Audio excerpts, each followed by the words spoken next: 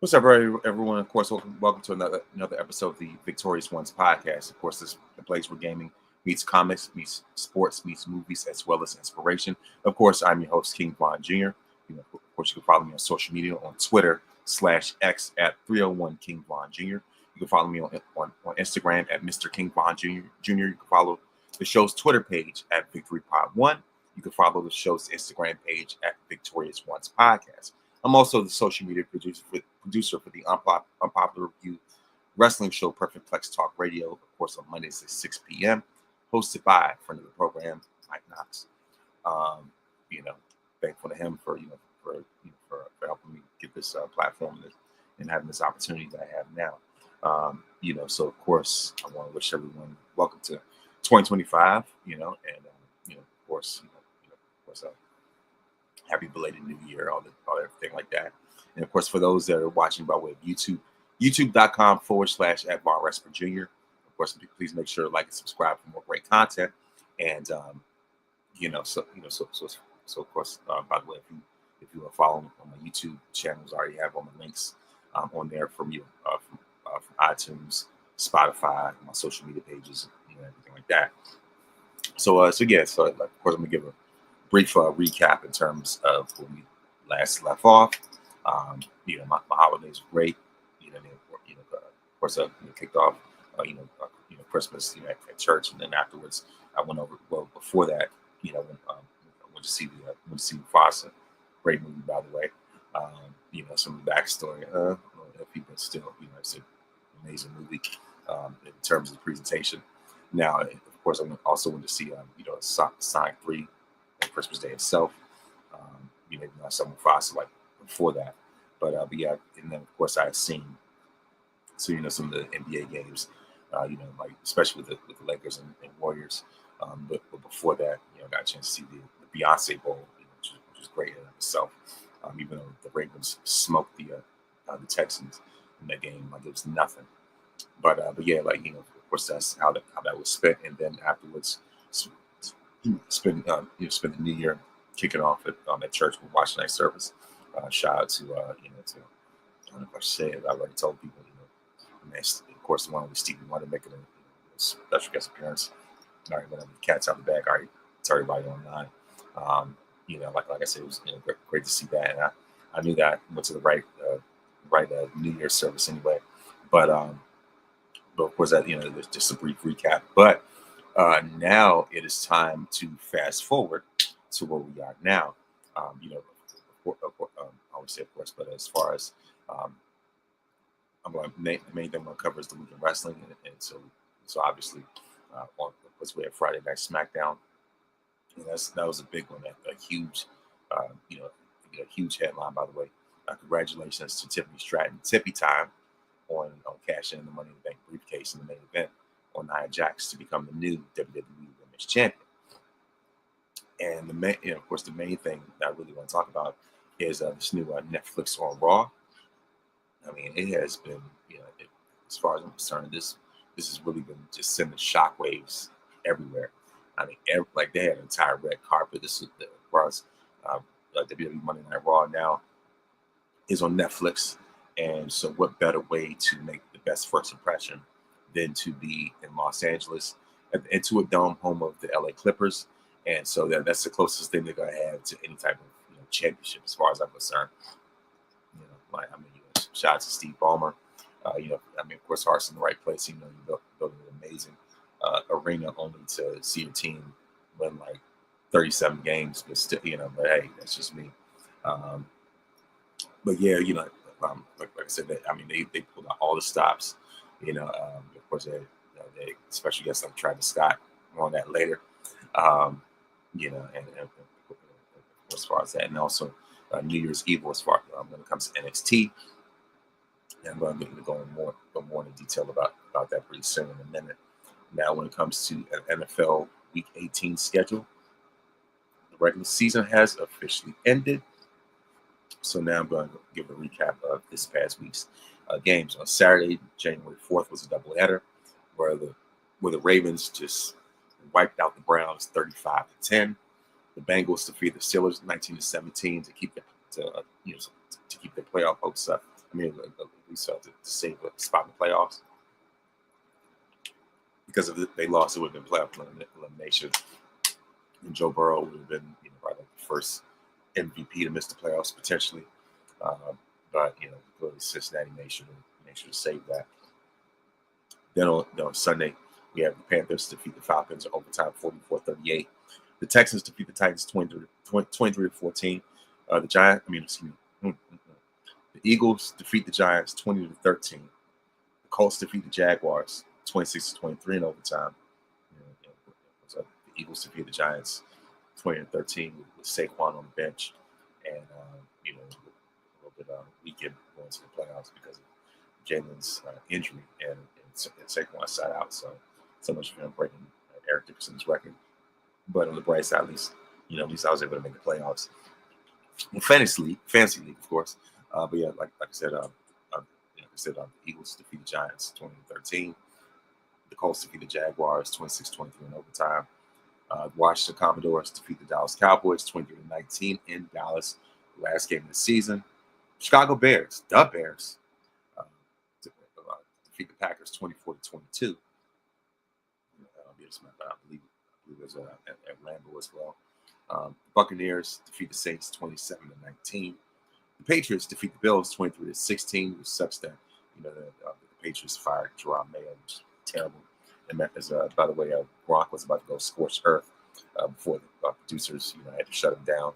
Michael Strahan let's go to switch the subject because Gronk was about to let the chopper sing, if you will, when it came to the Patriots. But I definitely would love to see that. But anyway, of course, the Chargers defeat the Raiders 34-20. The 49ers, the Cardinals blow out the 49ers 47-24. San Francisco's season is dead anyway. Then the Broncos completely shut out the Chiefs. Shut them out 38 to absolutely nothing. The defending champs get blown out 38 to absolutely zero. Goose egg. What is up with these shutouts this season? Really? The Seahawks defeat the Rams 30-25. The Jets defeat the Dolphins 32-20. Whatever you do. And of course, the Lions just rout the Vikings 31-9. And so that is the recap of Week 18 of the NFL. And clearly when it comes to the world of sports, that ain't that ain't the only thing that's some of these shutout games aren't the only things that crash on. Like I said, Sunday, some of these scores weren't the only things that were crash outs. Like I said, as far as the Lions shutting out the Vikings, destroying the Vikings, they ain't gonna crash out. That's been going on in those sports. Broncos shutting out the Chiefs. Like I said, FS1 clearly is has been a crash out network, if you will. For those that know, I guess the man was missing. Doesn't have as much joy as he's had before. But anyway, that's another story right there. And anyway, like I said, I'm not gonna dive further into that.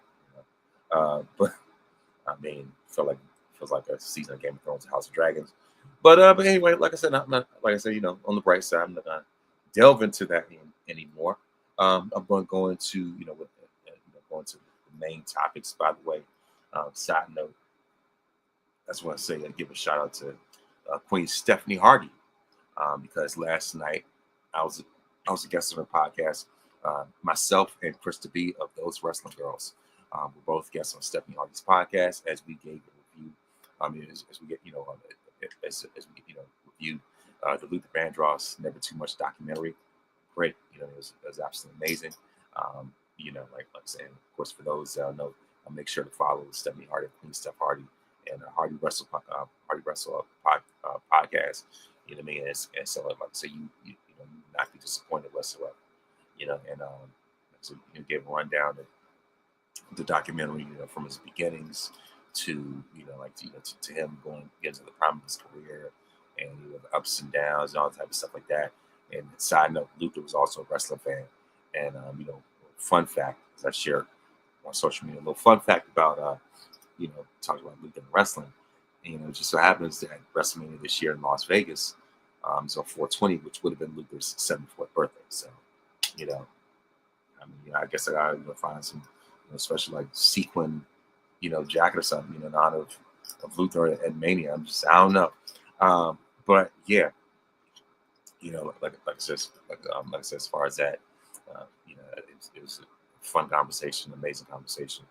But of course, now there's time, because that's something I like to talk about anyway. For those that have followed my podcast long enough, that I talk about more than just wrestling. I've talked about doing movie reviews. I've talked about video games. I've talked about documentaries. You know what I mean? So like this covers a variety. This podcast covers a variety of things. And also, a little side note, I want to give my special prayers and condolences for the people in Los Angeles right now, because these wildfires, they're absolutely going through it. Special prayers up for the people in Cali, out there in Cali. Yeah, you know what I mean? So absolutely love LA myself. So my heart absolutely super goes out to them right now. But now it is time for the week in wrestling. As I promised before, excuse me. And by the way, this snow is not a game at all. Um, so as far as that's concerned, it is no joke whatsoever out here. Excuse me, out here in the DMV.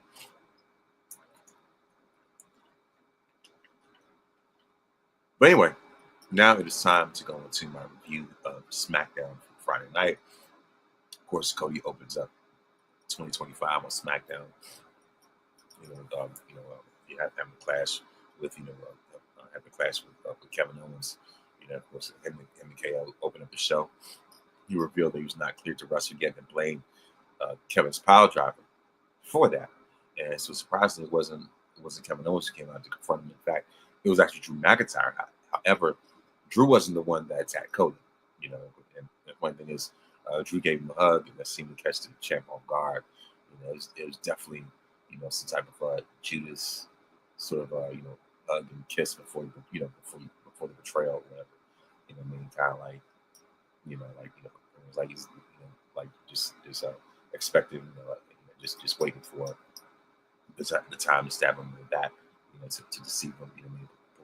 Pull out the Fredo and the Godfather and just betray him when you least expect it. So anyway, like I said, you gave him a hug, but see me catch him off guard is very Shakespearean, almost gladiator like the way that it happened. And of course, the Scottish Warrior, told Cody that he needed a friend, but Cody didn't really care about it. So as Drew slowly walks away, KO, Drew gets out the ring. KO was the one that ends up attacking Cody from behind, and then of course they had a fight until the officials, the security broke them up. And as the opening segments went, this is pretty decent, but it's not like anything we've ever seen before. So of course Cody's going to carry a segment like this, but it wasn't a lot he had to do. So, because their match is only a month away anyway. But of course Drew McIntyre had to put a pretty nice pop as well. And you could tell that everybody was still surprised to see him, after all this time. But yeah, I like the way the storytelling went, and Drew gave him that hug just to deceive him, just to catch him off guard, almost like the kiss of death type of thing. Next up, we have Andrade versus Shinsuke Nakamura, and the winner and still WWE US Champion, the one and only Shinsuke Nakamura, aka the Sith Samurai, as I like to call him, Great Muta Jr. pretty much, and so I definitely like this rebrand of Nakamura, so like I said, I definitely like this. I like the way that that he's just turned over a new leaf and just turned a complete 180 when it comes to his character, when it comes to his presentation, and I'm looking to see see how this stuff is going to do miracles when it comes to his career. Then after we see Pretty Deadly and Legado del Fantasma get into a fight backstage after the match. Then we have Meechin versus Piper Niven. The winner of this match is Meechin. As it continues to add layers to Meechin's feud with Chelsea Green, with of the United States Championship. And after failing to capture, after failing to win the U.S. title at Saturday night's main event, Meechin wanted to measure retribution, quite the play on words, revenge against Chelsea through her best friend Piper Niven. And so of course Chelsea was playing the cheerleader at ringside, and she watched Niven and got incredibly upset when like I said, when Meechin was finished playing in her face. But of course, Meechin was able to overcome Piper Niven. Even though it's funny that that Chelsea was able to beat Meechin clean without any interference, especially with that reverse into the unpretty. I was like, that was super duper clean. I was like, yeah, Chelsea, definitely deserves to be the U.S. champion right now. And then next up we have, DIY versus the Mid City Machine Guns, as a friend of mine and a friend and colleague of mine who likes to watch wrestling. He said that this match looked like some type of like a fight at recess or whatever. I was like, yeah, speaking of recess, I'm pretty sure that that TJ and Vince probably would have put up a better match than better match than this one. For those, if for those who know about the show Recess on Disney, but yeah, that's another story. Like I said, this felt like and the point is, like there's nothing really big coming out of this, if you will, when it comes to DIY versus Motor City Machine Guns, because eventually DIY is going to break up anyway. And I felt like the Machine Guns, got the belt like way too soon, and they got it quickly and they lost it rather quickly anyway. So like neither one of them, nobody's really checking for neither one of these teams. Of course you're gonna have the typical this is awesome, chance and stuff like that, and also pretty distracted Machine Guns for DIY to regain the upper hand. So eventually, eventually this match ended up being a no contest anyway because of the interference. And so WWE had a great special video package for Naomi that was very well put together, executed, and of course we had something like that. Hold on. Actually, this wasn't really the main event, but we have really the match of the night: Naomi versus Nia Jax for the WWE Women's Championship, and Naomi, getting another shot after shot at the Women's Championships, is numerous title opportunities, and no shade to Naomi whatsoever, but it's almost like kind of like consecutive, consecutive title shots, especially with like her and Nia pretty much have a feud, especially when it comes to Twitter. It's downright hilarious, and just to see Naomi consistently give Nia a run for her money. I already knew good well that Naomi was not going to win, especially just on Smackdown TV. But but in terms of the match itself, we have a I like how how they show Nia, really favoring Candice LeRae more. So Bianca accompanied Naomi to the ring for the title match. Meanwhile, Nia herself came to the ring with Candice LeRae by her side. So Timothy Stratton was nowhere to be found, which immediately made fans suspicious of a potential cash-in, even though we've consistently seen time and time again, like where they tease these cash-ins and just for the sake of trolling. And I'm like, all right, what's going to happen? And like I said, just continuously trolling, and and just having like this little red herring, like, all right, you kind of like putting the carrot in front of everybody's face, like she's gonna cash in now, but it never happens. But miraculously, seeing a little bit, see a change later on. Being like I said, Naomi, like I said, was very impressive, and it's like this match really went from from being a pretty down to the middle match to being something that was fun that really had the crowd invested, really had them cheering. And Naomi and Nia, like they definitely worked hard to make this a really physical encounter, and like made them look like the tough competitors that they really are. And meanwhile, at ringside, Bianca and Candice got into a fight that was broken up by Jackson. Anyway, he's getting Naomi the time to recover. Then Tiffy's music hit, and she ran into the ring with the second ref at the last second. She threw the ref over the barricade, and then knocked out Naomi with the briefcase while the ref was looking away. And so Nia had pinned Naomi to retain the title, obviously with the Annihilator. And then, of course, Tiffany got to the ring to celebrate with her. Then suddenly, she attacks Nia Jackson, Candice LeRae before allowing Bianca Belair to hit Nia with the KOD. Then Miss Money in the Bank grabbed Bianca by the hair and threw out the ring over the announce table before making the official cash in, so that nobody would get in the way, so nothing would interfere with her moment, with her with this opportunity. And so Tiff gives the briefcase to the ref, and she was like, "I'm cashing this in. I'm cashing this in." And that's when they make the announcement. So as Nia is just knocked out, just unconscious, then we see Tiff hit Nia with the previous moonsault and the pinner to become the new WWE Women's Champion. And Nia was just laying there flat as a board. It's like, man, this is officially Tippy time. And so, and of course, we saw the celebration. So the pyro, congratulations to Tiffany Stratton. Tippy time is officially arrived. So it's just like, we're gonna see Charlotte versus Tiff. We're gonna see Tiff lose the title earlier, so it could be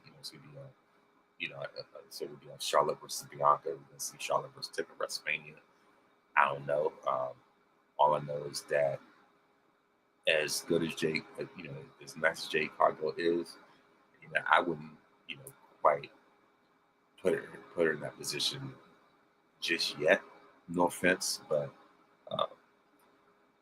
like it's just like, as a matter of fact, that we talked about it on Turnbuckle Talk immediately after Raw on Netflix.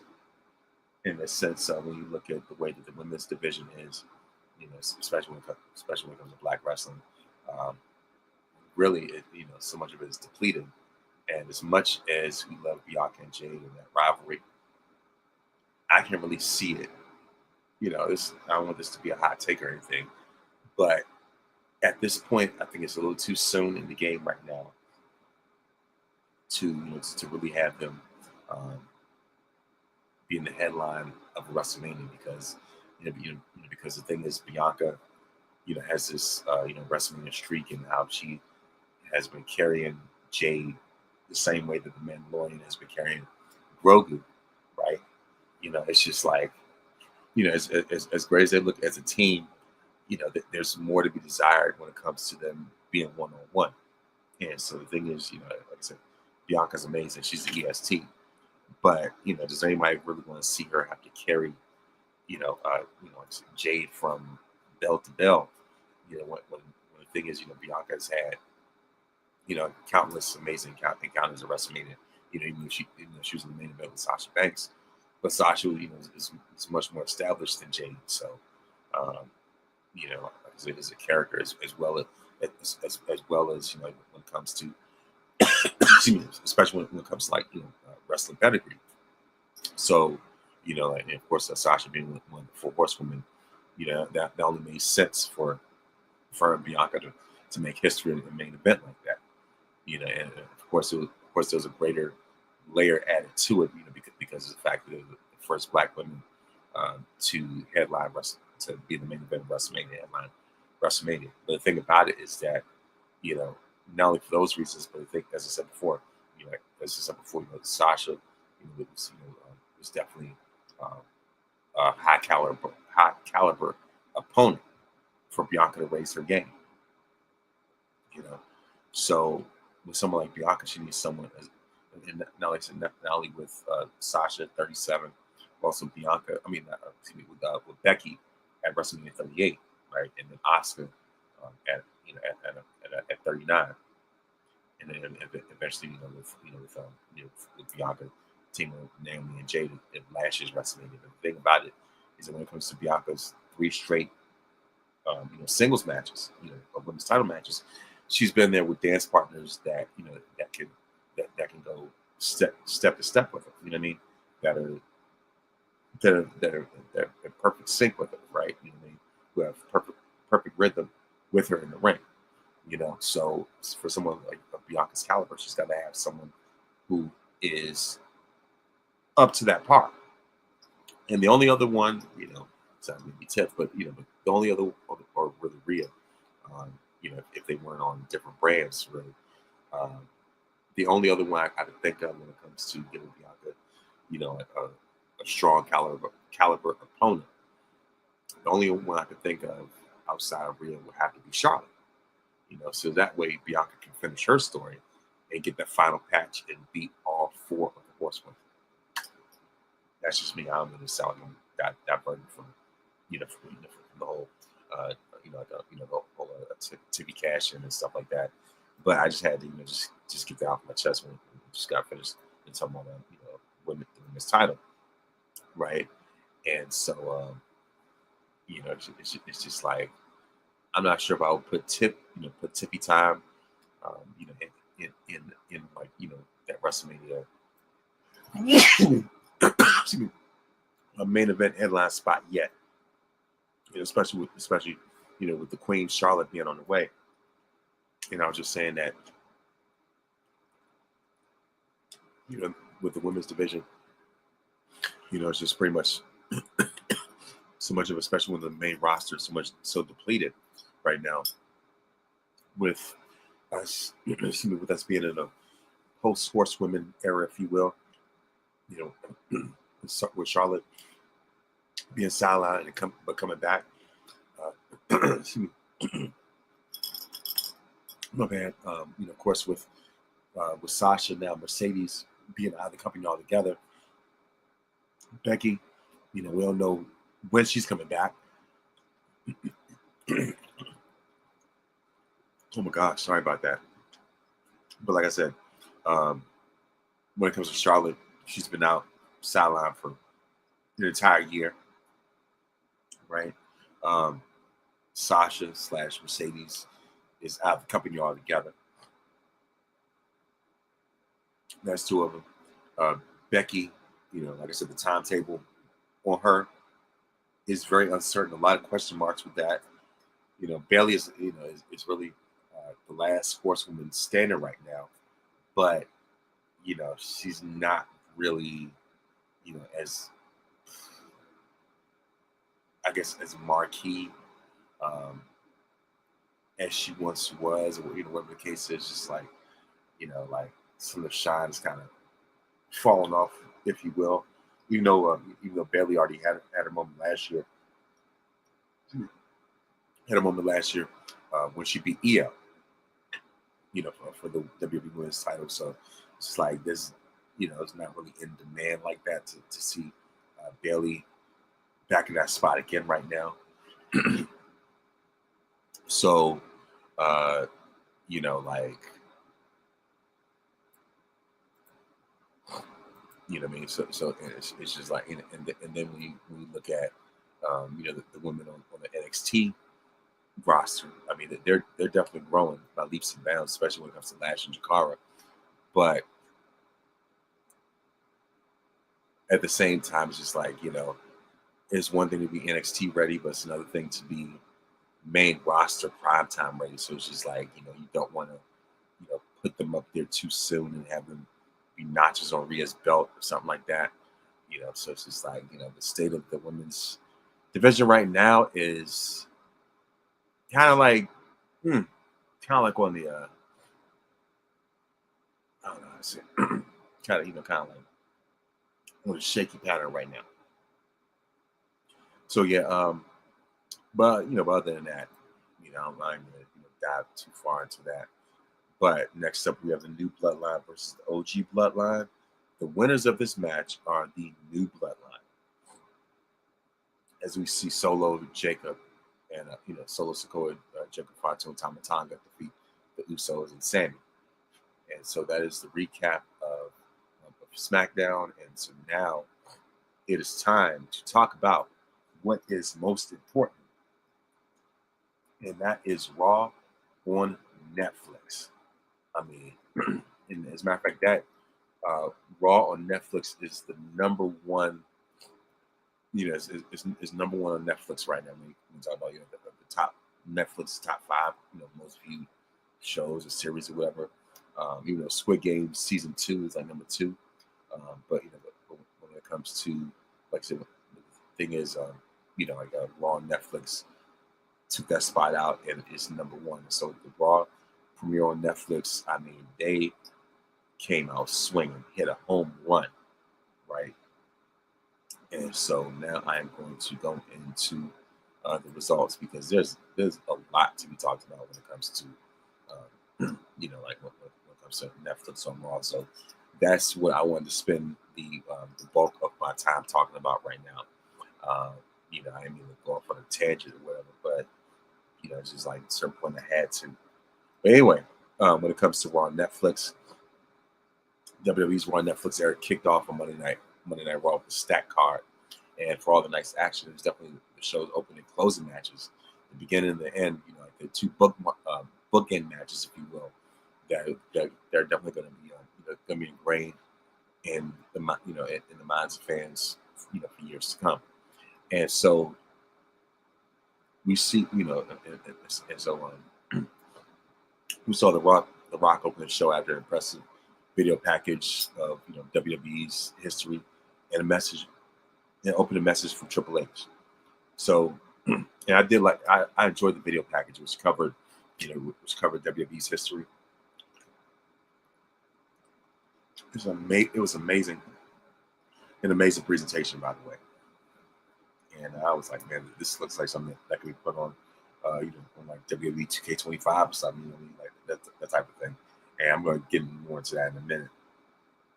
But like I said, after Triple H, gave his message, introduction about Raw, Netflix, so the Rock opened the show up after the Rock mostly talked about the Netflix debut, acknowledging Netflix executives and bringing up Squid Games, cheap pop, if you will. He finally thanked Cody Rhodes for carrying WWE on his back, before also shouting out his cousin, the original Tribal Chief Roman Reigns, ahead of Roman's match with Solo Sikoa. And with the way that with the way he shouted out Cody, it's almost like the WWE's using that Men in Black, like a pen that's a memory eraser. We put a sunglass on, and to tell somebody that that this never happened, like that kind of thing. That's what it felt like. I was like, wow, that like being buddied up and stuff like that after Rock, around the same time last year, tried to kill this dude. You know what I mean? And so it's to the point where like the producers will tell him show's over, and he was like, F that, and because of that, I even brought up the question on Facebook. I said, since Raw is going to Netflix, who's going to be the first one to drop an F-bomb? First I thought it was going to be Triple H. I thought he was going to be like Monday Night Raw, uncensored. The Rock, has been known to have a pretty foul mouth lately. These days, Mr. Final Boss. So much so that almost makes Stone Cold Steve Austin blush.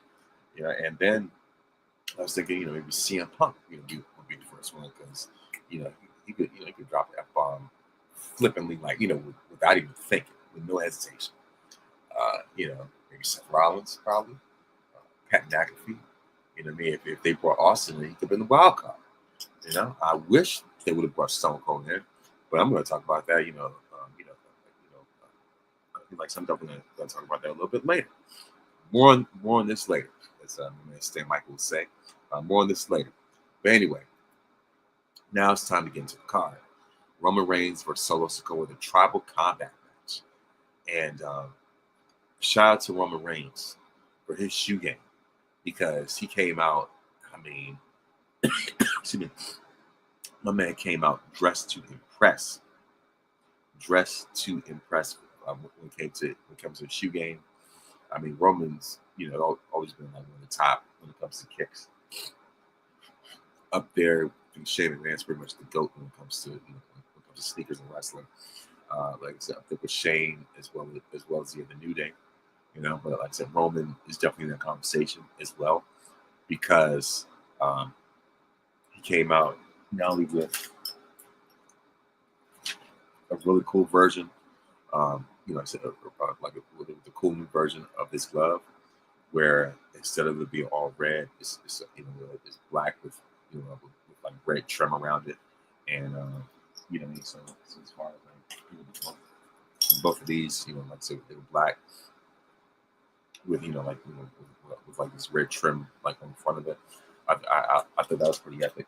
But here's the thing, what really stood out the most was Roman's kick game, because he came out with with the Kobe nines, and I was like, oh my gosh, like these Bloodline edition, OTC edition of Kobe's nines, and so of course, and for those that don't know, Roman has a partnership with Nike and Jordan brand, and for him to come out to Monday Night Raw's Netflix debut in Los Angeles, by the way, in the Clippers Arena, wearing Kobe's shoes, that was phenomenal. That was amazing. When you talk about aura, Roman absolutely exudes aura, and Monday was another prime time example of that. So it's just like made me thinking, maybe Sports Illustrated had the point of putting him in their top 5. I'm like, not bad. Now I'm evaluating, where I'm going to put him. I'm going to move him up higher on my list. But yeah, like I said, Roman exudes aura. He is the definition, the walking definition of aura. So as far as that, we also see. Solo came out first. Then Roman, super dramatic entrance, and so as we all know, the match was expected to be chaotic, especially with it being no DQ. And when I talk about chaotic, it definitely gave me anxiety. I was on the edge of my seat as they both used chairs, the commentary desk, ring steps, and tables until it seemed, that Roman had the match won. At that point, Tama ran to stop the referee's count. Then we objected Fatu, then attacked Reigns with a super kick and an insane moonsault. I was like, come on, where are Usos and Sammy? I guess they must have been the catering or something. I don't know. Apparently, it's backstage. I guess the catering was wings and salmon and stuff like that. Whatever they got, must have been really, really good. For them to prolong, helping Roman. I guess so. But anyway, meanwhile, Sikoa hit Reigns with the Samoa Spike, and gosh, and I mean that's like this part with Jacob Fatu came out. I was like, oh, like they're gonna have my man lose in the debut of Raw on Netflix. They're gonna have the Tribal Chief lose. There was no way I could see Paul Heyman acknowledging Solo like that at all. So anyway, Sikoa hit Reigns with Samoa Spike, but Reigns kicked out too. As the ref re-entered the ring, then Sikoa and his group, Sikoa and his team were ready to continue the attack. After putting down the ref with another Samoa Spike, which finally Sammy's music hit. So Sammy and Jimmy ran in for the save that set up Reigns for a spear. Solo only for Sikoa to have the kick out. Then after Jimmy and Sammy ran off, Tom Lowe and Jim Fatu, Roman Reigns again appeared to have, after they ran off Tama Tonga and Jacob Fatu, Roman again appeared to have the match in his hand. Kevin Owens came out. Oh gosh, another one. I was like, oh, please do not let this get in the way of Roman's win. But then, of course, Kevin Owens went and hit Roman Reigns with a stunner. before telling Solo to pin him. The Reigns kicked out again. It was then that Cody ran to attack KO and run him off, and left Roman and Solo alone in the ring. Where Roman hit a pair of spears to score the win. So then after the match, you want to talk about anxiety being raised even higher. The Rock came to the ring and presented, presented Roman Reigns with the Uber Follow before sharing a handshake and a hug. So with the handshake, I thought that that he was going to nail Roman with the Rock bottom. Oh my gosh! And so after that didn't happen, then the Rock, kind of like steps back in the corner and lets Roman celebrate and bask in that victory, right? So as Roman's about to leave out, the Rock opens up the ropes, but the way he did it, with the especially with the way they extended his foot, like kind of like kicked his foot out. I think it seemed as though he was going to end up kicking Roman or something. But I was at the edge of my seat, and I was like, "There's no way that they're not going to give this match at WrestleMania. There's got to be a bigger match to plan." And so I believe it's done. This chapter with Solo's going to end up being behind Roman, because I feel like this was the conclusion of that arc, if you will. So next up we have John Cena. John Cena came to the ring to kick off his farewell tour, and another last time is now shirt. Only this time it was I can tell because in LA that I had to be Dodger blue. And so really this culminated in his retirement from wrestling out of end of 2025. And after Cena talked about how long it's been since he won the match, Cena said fans should stop anticipating him winning a record-breaking 17th World Championship. That was highly disappointing to hear. And he said it would take a miracle, and he could only earn it by winning the Money in the Bank or winning the Elimination Chamber. Teasing those outcomes before having to pause and saying he could also win the Royal Rumble. After saying he knows it's a long shot, Cena said he would enter and win the Rumble. So so it's just a matter of it's only a matter of who Cena's going to face for the title, whether it's going to be Gunther or Cody if he happens to win the Rumble. Then next up we have the Women's World Championship match. Between Liv Morgan and Rhea Ripley. So I see this it's got to be the conclusion of this Rhea versus Judgment Day story arc, which has been dragging for way too long, by the way. And it's gotten to the point where their fight over Dominic, Dirty Dom, that weird porn stash, like fighting over that loser, is taking the place of the title. They made Dom even bigger than the championship itself, which really takes away points from his feud. And so Liv's main focus was not so much being the women's, not only being the women's world champion, but getting a revenge on Rhea and still Dominic. So as far as I'm concerned, when it came to this rivalry, the title took a back seat. And it's gotten to the point where it's like now this whole thing's been dragging on for way too long. This is not like the Mega Power storyline where we had this build up for a year and a half to eventually kick off and culminate at WrestleMania 5. Right? It's not like that. That was excellent storytelling. But with this, it's far from it. Got to the point where fans just straight, myself included, overall have lost interest in it. So, thankfully this will be found in the coffin. So after some early back and forth action, Rhea Ripley hit the riptide only for Liv to kick out. We have Dominic Mysterio who threw Morgan's belt to the ring, who was caught by the referee. This allowed for Raquel Rodriguez, and she's just there taking space at this point, by the way, to distract Ripley long enough for Morgan to oblivion into a steel chair, only for Rhea to kick out. Only for Rhea to kick out. So after Rhea kicked out a frog splash, she ends up countering Oblivion hit the Riptide twice, not once, but back-to-back times to win the title. So you're winner, and once again, the women's world champion, Rhea Ripley. Then we see Dominic Mysterio enter the ring after the match, seemingly trying to sneak attack Rhea, but when he was caught, tried to give her a hug. So then, obviously, Rhea rejected him and delivered a low blow before hitting him with the Riptide.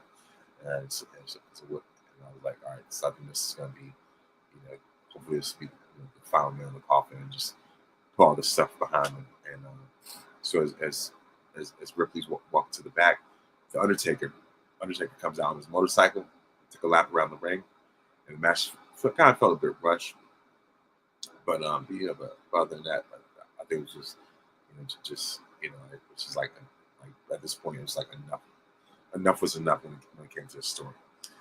So Undertaker, did his lap around the ring on the motorcycle, and of course he made sure to stop and acknowledge Rhea as he drove off, and as Rhea left off herself as well.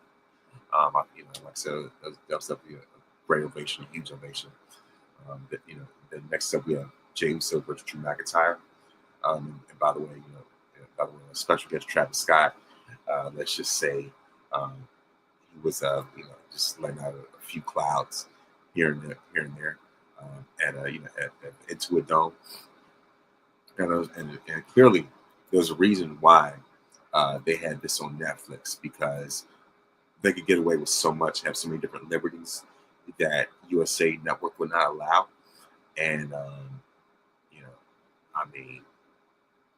Travis was lighting up.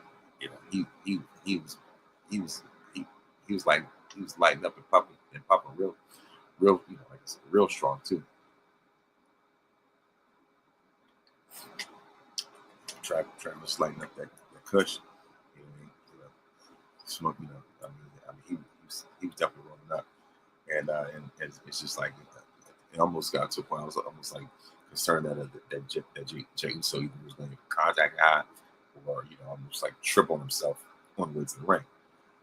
You know what I mean? So I was like, the fact they let Travis light up at the arena, I was like, this is insane. Like, I know there's no way that this is reality. Travis just lined up that session, and Into a Dome. I said, oh, Netflix ain't playing. They ain't playing no games. All I gotta say is it's a good, at least a good thing that Snoop wasn't there, because shoot, if you want to talk about cloud, it would have been bigger than when Travis Scott was lighting. And of course you saw Travis Scott with this customized hardcore championship, whatever, because he was known for the Cactus Jack shoes and stuff, right? And so it's coming out, with Jey Uso, everybody's doing the whole heat thing, and Pat McAfee, Michael Cole, he get up on the table and do this as well. Michael Cole, clearly he was struggling, and so on. So Travis Scott goes to the ring, does the same thing, and I was like, all right, cool, and then of course this was setting up the match for Drew McIntyre, and for some reason it looked like Jay was just, kind of out of it, but like I said, Jay Uso.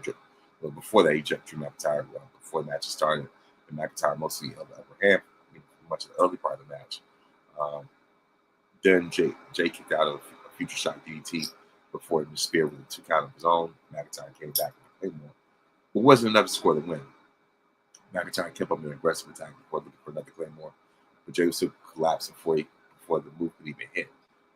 Man, this is, and then Drew McIntyre again lined up for the Claymore, but this time Jay sucking him in, locking him up with the crucifix pin for the 3 count. I was like, oh, quite a surprise.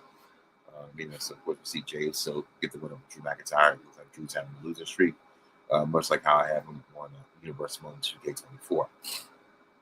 So your winner is Jey Uso. And then this is the hilarious moment of the night. This is comedy. This hit the Shade Room, TMZ, everywhere. You could not go anywhere without somebody talking about this. But the thing is, I don't know if it's a matter of WWE set themselves up, or the same Triple H strategically did this, and just to set this dude up. But whatever the case is, it was embarrassment. Was downright hilarious. It was comical. Hulk Hogan with 3 Ks, by the way. Toxic Terry, the blonde Biggie, the rambling racist. Clearly he was advertised from Monday Night Raw in LA. He thought it was gonna be sweet. He thought it was gonna be cool. You know what I mean? He thought that it was gonna embrace him. Welcome back. Welcome him with open arms on the on the opening of Monday Night Raw in Los Angeles, especially with with his Real American beard, having to deal with WWE, whatever. If anybody should have a beard deal with WWE, it's Stone Cold. That's just me, to be honest with you. If there was anybody who could take Hogan's spot on Monday, it would have been awesome. You know what I mean? So as far as that, that's just my stage. I mean, that's what the real goal is. Stone Cold Steve Austin. That's the bottom line. But anyway, Hogan played himself in many different ways. Obviously not only with, and there are people who have speculations, thinking there's a double standard. Why is that Hogan got booed? Because it was racism in politics. Because he's a Trumper. Meanwhile, Undertaker, is very very public that he had Trump on his podcast. All that type of stuff. He never got booed. He got a huge ovation, from so many people. From fans, stuff like that. He got cheered. Not a single boo in sight for Taker. Even though we already know what his beliefs are and stuff, right? But here's the thing. I'm not justified. Taker. I already expressed how I felt about it. But here's the thing about it. Even though Undertaker, has his beliefs, that's more so. Let's try to say that's Mark, really. But the thing about it is that Taker was never recorded saying racist things. He was never recorded himself for to be exposed for the whole world of him being a racist. Saying the most demeaning things, the most horrible, horrific slur when it comes to black people. There's no record, no public record of Undertaker saying that. There's no record of Taker, saying, I'd rather my son date, black girl or whatever. You wouldn't hear. You haven't heard anything about Taker, saying anything egregious like that. Meanwhile, on the other hand, when it comes to Hogan, that's public record to the point where he got fired in 2015 because of it. Because of that audio from 2006 to 2007. When he was getting ready to clap the cheeks, with his quote best friend's wife in a sex tape. We all know about that. Saying he's he's terrified. If you, he hates the idea of his daughter, dating a certain black guy. Definitely in with the hard R. We all know. So that's obviously vilified himself because of that from the very beginning.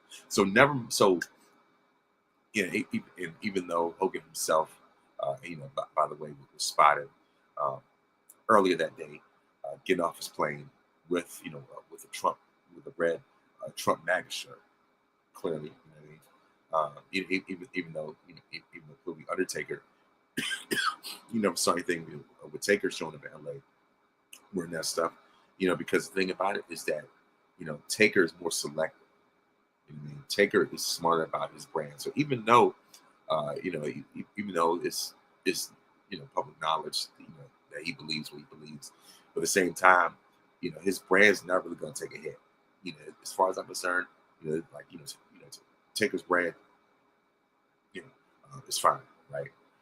So there's nothing really, concern to worry about when it comes to him, right? Meanwhile, Hogan has burned his brand to the ground, you know, with his open racism and white supremacy, you know, and being at, you know, and not only that, but especially when it came to him being at you know, especially with him being at that RNC rally back in July, you know what I mean? So it's just like you brought it on yourself, you know. You play stupid games, as I always say. You play stupid games, you win stupid prizes, right? Um, and so for Hogan to be as loud and proud as he is of that, you know, he should not have been surprised that he got the reception that he got. You know, and as he and Jimmy Hart go out there, you know, with Real American, Hogan's got the Real American beard shirt and rips it off with the Netflix's, you know, his Raw's Netflix shirt, whatever. You know, and he came out to a chorus, a symphony orchestra, as I say, of boos, booed loudly. LA did not disappoint whatsoever. They understood the assignment. Now, even though he was booed at WrestleMania 37 in Tampa, you know, where he's from, you know, where he lives and stuff. But this, you know, this crowd in LA just hit completely different. There's something about it that just hit totally different, right? So, you know, especially when it comes to being in California, you know, they're largely a Democratic state, largely a blue state, so you know that they don't play that, you know, they don't play that garbage when it comes to race, when it comes to you know, racism, white supremacy, and things like that. You know what I mean? So as far as that, you know, they let Hogan know, they let him have it, right? And so, like I said, you know, people had, you know, there was double standard and things to that. No, you know, the thing about it is that, you know, like I said, there's no public record or, you know, a recording the video of Undertaker saying the things, you know, that Hogan said. You know, and Undertaker's just more nationally more respected than Hogan. You know what I mean? So, you know, he carries himself in a more respectful manner anyway. You know, so Hogan has been known for being a racist, a compulsive liar, a habitual line stepper, if you will. You know what I mean? Someone who, you know, has not only said deplorable racist things, but also pretty much double down on it. You know, so mainly he pretty much doubled down um, on those comments. You know, to the point where he was saying, you know, growing up, my white friends and black friends, we all said it like, come on, dude. Dude, you're from 1953. There's no way in the world that that was okay for you, you know, coming up to black people and thinking that was cool for, you know, thinking that was, and for you to think that they were cool with it, for you to just say the N word, like, you know, if you thought that was the case, it's a miracle that you're even still allowed to even talk about that, like, you know. So Hogan's a prime example of, when you don't die a hero, you live long enough to see yourself become a villain. Because clearly Hogan has become the villain as he's lived long enough. He's outlived his arch rivals. You know, he's outlived obviously Andre. He's outlived Macho Man, Piper, Warrior. You know what I mean? You know, as far as that, like I said, his top nemesis. And now he has become vilified. You know, whereas in death, with the exception of Warrior, you know, so the other one, you know, the other ones, you know, have been seen in a more favorable light, if you will. Piper included. You know what I mean? So Hogan has just torn his perception the way that he used to tear his shirts. And so, like I said, LA understood the assignment. And the funny thing about it is that, you know, Hogan used to be advertised as being from Venice Beach, California. Vince made it clear, like, yeah, we're gonna make sure this dude is from Venice Beach. No, not no more. Especially with Vince being gone. Oh, that era is out. That's out the window. Like even on the next 2K, I do not want to hear them say from Venice Beach anymore after that. Like, it's solidified. Nah, you can't even use that number. You can't even use that number. Even with Hollywood Hogan, you can't even use that number. Nah, they booed him out the building badly. I mean, and to the point where the caption on Netflix said crowd booing. It was like, yeah, we came to help you on this one, dude. And I felt bad for even, especially for Jimmy Hart, with him waving that flag. I like you could tell that body language that dude was uncomfortable. He did not want to be a part of that. But that Hogan stench is on him by association. You know what I mean? So yeah, it's just like be careful who you affiliate yourself with because that's just that dude Hogan is just toxic. So like I said, he deserved that. He deserved the fans to go in on him like that. You know what I mean? And so and the funny thing about it is that Hogan showed up. People talking about this. How Hogan showed up to Raw in LA on January 6th and ends up getting booed. Poetic, you know what I mean? So like he thought it was gonna be cool to fly in with a MAGA shirt on January 6th in Los Angeles of all places. You really thought that it was gonna be otherwise? Like, nah, dude. It's 2025, not 1985. You know what I mean? It's just like a lot of those kids that grew up on them. I mean, the fans of this.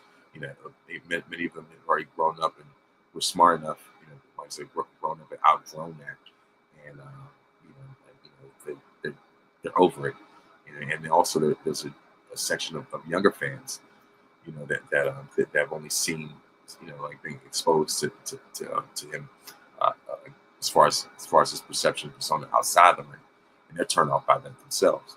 So as far as Hogan getting booed, I'm sure people are bringing up, how he used to play backstage politics and bury careers and stuff like that. I mean, yeah, it's bad enough in and of itself, but that racism part, that's what is the gold medal of why he got booed. That's the ultimate deal breaker right there. You know what I mean? Because when it comes to like burials and things like that, I mean, I hate to say it like that. That's kind of like part of the business anyway. Unfortunately, fair or unfair. You know what I mean? But at the same time, it's just like when it came to the N-word thing, and also like I said, him doubling down to the point where when we showed up at the rally, also saying saying horrible things, um, about a female vice president, Kamala Harris, as well as excuse me, of course, as well as well as taking pictures with with Nazis or whatever, um, at like autograph at his autograph sign and stuff like that. He took a picture with the guy, with the guy wearing some Nazi tattoo, one of his autograph signs, things like that. And also with the way that with the way they fired that up, fired that up, the black girl that was advertising his beer, and like making lies about that and all type of stuff like that. So, all those things are the main reasons why he got booed the way that he did, because people just to me they're just fed up with it. You know what I mean? That like this is run its course. Like, no, not anymore. Clearly, you know. So I'm glad that he was not at WrestleMania 39 in Los Angeles. And we don't need to see him in Vegas. No more Terry, no more Hogan. Like, Toxic Terry has got to go. So yeah, and the main event is what thankfully purged that toxicity out of the arena, as we see CM Punk versus Seth Rollins, and it was amazing. The match started off as a brawl. It was all that buildup, of that animosity there for the longest time. We saw Punk miss a dive to the outside of Rollins and miss his own. Seconds later, the Punk launched Seth over the ringside barricade, and they brawled over by the crowd before he went back to ringside. And Seth got a few arguments with the referee, as well, for attempting to try and enforce the rules, only for CM Punk to take advantage of that. Then one made classic holds as this was just straight up a brawl. They were just throwing up strikes and like with an occasional big move here or there. But this was just built up hatred and just rage in this match. You can definitely feel it. Seth Rollins is CM Punk with his own GTS, but then Punk pulled out the ring to avoid a pin. Then when they got back into the ring. Punk hit Rollins, hit Rollins with the curb stop for the 2 count. And then Rollins countered Punk's upcoming GTS to hit one of his own for the 2nd time. The fact that Punk couldn't hit his own, but Seth was able to hit, able to steal Punk's finisher twice. He was talking about the stolen finishes match. That's what it was. Right? And it was, of course, we saw the match go back to the outside, in a battle on top of the commentary desk, where Rollins managed to hit a pedigree before throwing Punk back into the ring. Then they hit the move for a 2nd time, only to score a 2 count. And Seth Rollins managed to hit a buckle bomb and then a curb stomp. And Punk again escaped defeat, like in his foot on the rope break. And after Seth Rollins superplex, Punk popped up and hit a GTS. Rollins in the rebound off the ropes and slumped up Punk's shoulders, allowing for Punk to hit the GTS once again for the win. And so you want to talk about a modern day version of an old school contest. The storytelling of it spoke volumes. It was definitely a lot of hate-filled brawls that that didn't always connect with the modern fan base. But if you're a fan of classic old school storytelling, like storytelling feuds that like just filled with that rage, animosity, and just pent up, that this is definitely up your alley. And so what's the winner of this match? CM Punk, by way of a pinfall. He definitely dropped the pipe bomb after the match, and so I know that, of course, if you could see Seth Rollins definitely had a cut on his cheek, and you could tell that Seth was just furious. He was incensed, like no matter what, he could not put down a dude that's 46 or 47. A guy that he just hates so much. He's done throwing everything he could at him, only for the guy who he looked up to. Like I said, the guy that so many people have written off, only for him to have a resurgence and come back and win in a WrestleMania style, a WrestleMania caliber match to kick off Raw on Netflix. Like I said, Punk versus Rollins is definitely something that's tailor-made for WrestleMania, but for the sake of when Netflix did to make the best first impression and just throw it out there right there, like it's their very first match against each other. And when I say that they did not disappoint, they did not disappoint at all whatsoever. So sorry about that. But yeah, like as far as that, I was thoroughly impressed with with Monday Night Raw being on Netflix, and I will say that that this is that being on Netflix. Excuse me, slow down. Being on Netflix is certainly a game changer. For WWE. So as far as that, I was not disappointed at all whatsoever. It was brilliant from top to bottom, and and by the way, also with this, especially with the celebrities, you had O'Shea Jackson Jr., Ice Cube's son, with the Laker championship belt. I thought that was cool, especially in the Clippers arena. I thought that was amazing. You had Macaulay Culkin, of course, make an appearance in the crowd, and I know a lot of people online were sharing the side by side pictures of Macaulay from Raw in LA with the first time he showed up at a WWE event as a kid. And so for those of you that may not know, back in the day when Macaulay Culkin was a kid, like 10 or 11, he was at WrestleMania 7, which happened to be in Los Angeles. So when I saw this side by side, I was like, this is full circle, because like I said, WrestleMania 7 was in LA, and Macaulay Culkin was there in the front row. And then fast forward all these years later, Raw is in Netflix in LA, and Macaulay's there once again. He went from 10 or 11 year old kid to a 44, nearly 45-year-old man. It's like, wow, man. So it looks like like this dude, almost like forever young type of thing. So it's like it was him. You had Daniel Fishel, best known as Topanga from Boy Meets World, you know, along with Will Friedle. He was also the voice of Terry McGinnis on Batman Beyond, and he was also on Boy Meets World as well.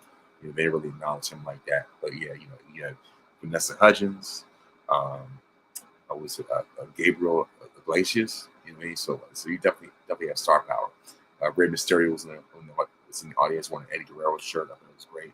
You know what I mean? So they, you know, WWE just made sure that everything stacked. Tiffany Stratton was there. Nikki Bella was there, formerly known as Nikki Garcia. You know, so I mean, it was star-studded. And they put on the I mean, talk about the best first impression, and they nailed it. They hit a home run with that. You know, I mean, so like, I mean, they hit the home run like the Dodgers in the World Series. You know what I mean? And so as far as that, like I said, you know, I'm thoroughly impressed. And next up, finally, we have NXT New Year's Evil. I mean, give them a rundown on that. Of course, we have the triple threat main event with Trick Williams versus Oba Femi versus Eddie Thorpe. We have Roxanne Perez versus Julia for the NXT Women's Championship. 70 Bar here versus Kalani Jordan versus Corey J versus Lola Vice. We have Shotzi, Gigi Dolan, Tatum Patsy versus Family Influence. We have Lexis King versus Charlie Dempsey for the NXT Heritage Cup. First up, we have Roxanne versus Julia. And the winner of this match, and the new NXT Women's Champion, Julia. So congratulations to her on capturing the NXT Women's Championship. And Roxanne Perez has had an amazing run as champion. You know, so I like how this is a great payoff for Julia for making her debut, and just to further build this momentum for her. Meanwhile, we also saw The Rock show up to the arena before the show, and you know, it clearly on Monday, it looked as though, you know, Rock must have had some type of tequila and terramana in that Voss water bottle. Is like, clearly it had to be that. There's no way that was some ginger ale. Like, dude was turned up when he was driving on Raw, but yeah, like I said, you know, The Rock made an appearance. And yeah, it was funny how Booker T plugged his own promotion as well, you know, during commentary. And so, but you know, even though there was a slight audio issue, but eventually it was fixed. And of course, we saw Kalani Jordan versus Cora Jade versus Stephanie Bakir versus Lola Vice, fatal four-way match. The winner of this match, Stephanie Bakir. Stephanie Bakir. Then we have Fatal Influence versus Shotzi, Tatum Paxton, and Gigi Dolan. You know, the winners of this match, Gigi, Shotzi, and Tatum. Next up, we have Charlie Dempsey versus Lexis King for the NXT Heritage Cup, and the winner of this match, Lexis King. Excuse me. Sorry about that. And of course, we have not only that, but there was even we also have the main event with Trick Williams versus Oba Femi versus Eddie Thorpe. Great match, by the way, especially when it came to focus being Trick and Oba, which was, you know, primary focus of the match. Eddie Thorpe shows up, you know, much later and plays a pivotal part, even though he comes up on the losing end, but it ends up costing Trick, you know, at a very vital time. As you know, and also we saw that Trick Williams hit rock bottom from the rope for a 2 count, which clearly after they made the final loss, very happy, made the Rock very impressed. And so first, of course, Eddie Thorpe tried to want to open Femi's chances of winning by pulling the ref out of the ring on the pin. So Femi just dismantling him with throws and slams for a few minutes. The Trick tried to hit the trick shot, but ran at Eddie Thorpe's chair, which allowed Femi to hit his finisher and score the victory to become the new NXT champion. And you know, so it was just like, you know, of course, I figured it was inevitable, if you will. Shot at Thanos. It was inevitable that Oba Femi was eventually going to become the NXT champion, especially with how great he was as a North American champion. And so when we challenged Trick, I was like, even I knew that Trick's days would be numbered, you know, because Oba is just unstoppable. There's no way that Oba leaves NXT and goes into the main roster without at least having won NXT championship, run. So I mean, it was inevitable that Oba was eventually going to become the champion, and this was the night that it happened.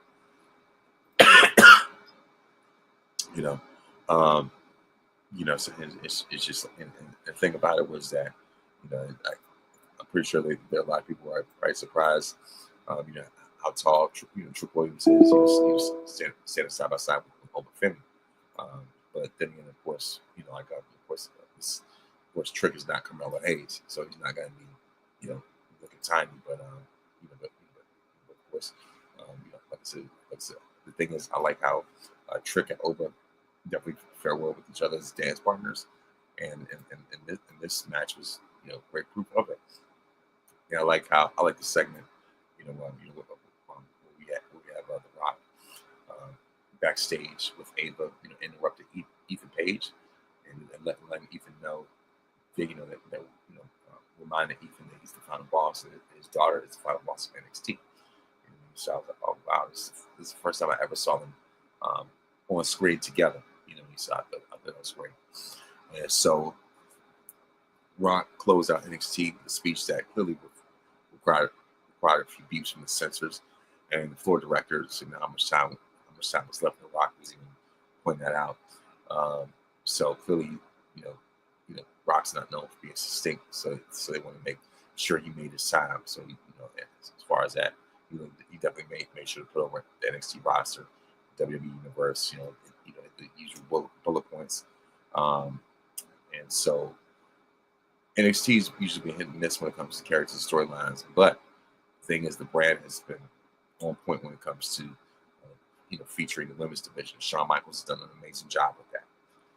And so so as far as that, like 3 out of 5 matches on the card were women's matches. Right? So to the way that they saw it, the way that the women have been showcased, when NXT is remarkable. Triple H can take notes on the main roster. But yeah, like so solid 2 hours of programming. And see 3 title changes, make it feel like very important. Episode of NXT, even if The Rock wasn't there, and clearly to see Oba Femi and Julia as the top dogs in their respective divisions definitely felt like a great start to the new year. And I think they're going to bring an even greater level of prestige to those titles. Not saying that Roxanne didn't, but especially when it comes to when it comes to the NXT championship for the men, like you can definitely tell that the Oba's gonna bring a whole new light to that title. So yeah, so as far as that, that's my recap when it comes to all things WWE, Raw on Netflix. What I mean? So yeah, so that's pretty much it. And so now it is time for me to give my birthday shout outs as we close out this show.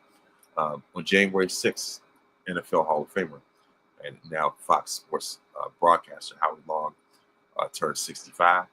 January 7th, 2-time and probably 3-time NFL MVP, Ravens superstar quarterback Lamar Jackson turned 28. January 8th, Rockwell Hall of Famer and icon Elvis Presley would have turned 90. David Bowie would have turned 78. January 9th, Bob Denver, also known as Gilligan, would have turned 90. January 10th, boxing legend and Hall of Famer George Foreman, former world champion George Foreman, turns 76. And Tamina turns 47. And January 11th, Mary J. Blige, now Hall of Famer, by the way, turns 54. Friend of the program, Mike Grant, Mike P, turns 45. Give a special birthday shout out to my cousin Serena, turns 37. Queen PR from those Wrestling Girls turns 35. And the Human Highlight film Dominic Wilkins turns 65. So that's it when it comes to the birthdays. And before I go, I would like to give a word of wisdom. Is that it's wow, me as you, I'll say it like this, as you want to kick people to the curb, remember that God never kicked you to the curb. So be mindful of the way that you treat others, and also another thing, of course, another thing about it is that if God permitted, something good's gonna come out of the situation. whatever situation that you're in. And so when it comes to uh, when it comes to the breastplate of righteousness, it also includes not only hope but also faith and love as well. You know, so of course that is my word. That's my word of wisdom from this past Sunday's message. And also remember that you are victorious because greater is He that's in you than sorry. Um, like I said, remember that you're victorious because greater is He that's in you than He that's in the world. When you put God in first place, you don't have to worry about being in last place. Please make sure to listen to this podcast from iTunes, Spotify, Google Podcasts, or anywhere else. On iTunes, Spotify, Google Podcasts, or anywhere else that you download podcasts. Of course, please make sure to watch by way of YouTube as well. Thank you very much for watching and listening, and may this day be the very best day of your life.